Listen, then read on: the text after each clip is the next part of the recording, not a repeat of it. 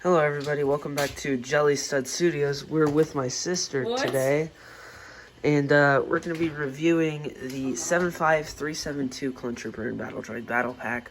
It comes with 215 pieces and was released on January 1st, 2024. And it comes with 9 minifigures, well, 4 if you want to count, if you don't count droids as minifigures. But we're going to open this up. Let's get going. Alright. The front of the box just shows all of the contents within the set. You can see the Tri-Droid, some Super Battle Droids, regular Battle Droids, the Staff Speeder, the Clone Trooper Speeder, the Clone Trooper Turret, and the Scout Trooper, or Shock Trooper, my bad. Just having a battle right there. When you flip it to the side, you get a side art of the Tri-Droid with the Super Battle Droid right there. And on the back, you just get a more in-depth look at it, and you can see all the play features that it has, including the Flick Flyer missiles, which have made a return, the stud shooters on the fort, and the staff speeder flying.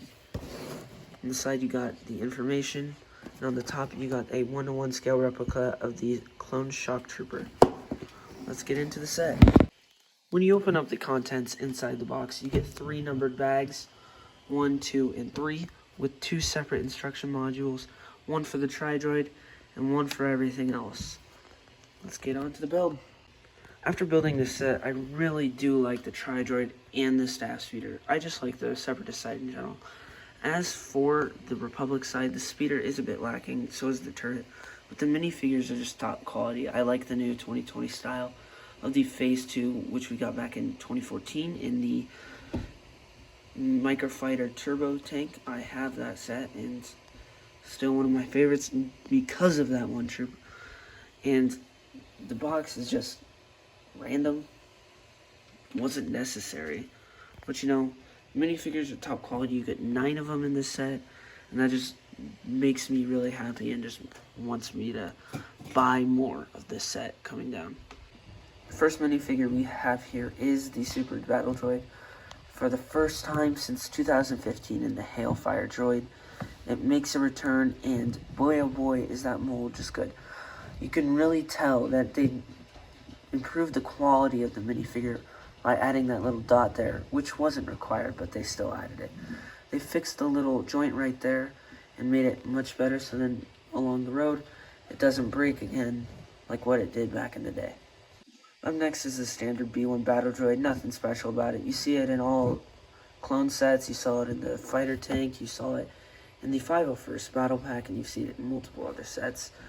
It's just, you know, it's just there. It's not bad. It's not good. It's just there. It's a good minifigure. Nothing wrong with it. It's great to see First Legion Phase 2 clones again.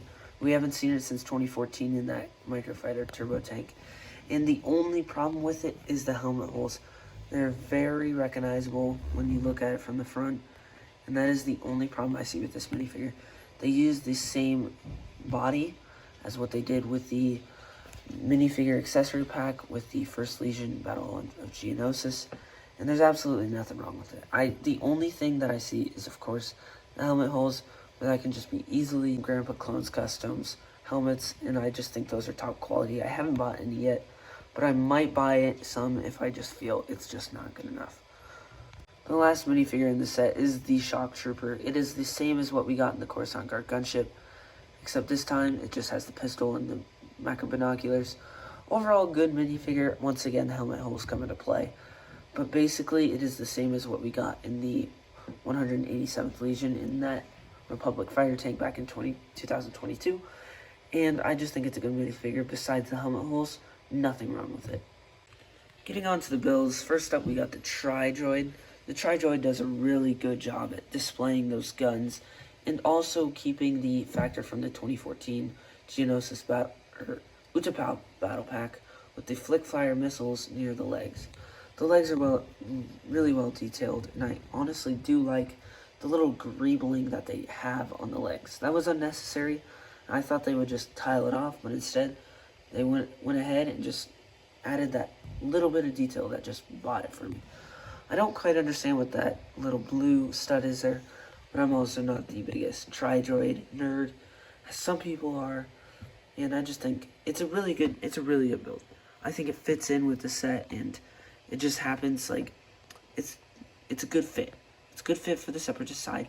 It evens out the battle, unlike back in the 501st battle pack, and it's a good build. The staff speeder in this set is just really remarkable. It's a really simple build, but it's completely understandable, and I can totally see why they went with this design instead of what they had in the past. It fits in with like the AAT from back in 2020, and if you bought 2 of those and had a Bricolier Bricks alternate build, it just fits in there. It makes it look good.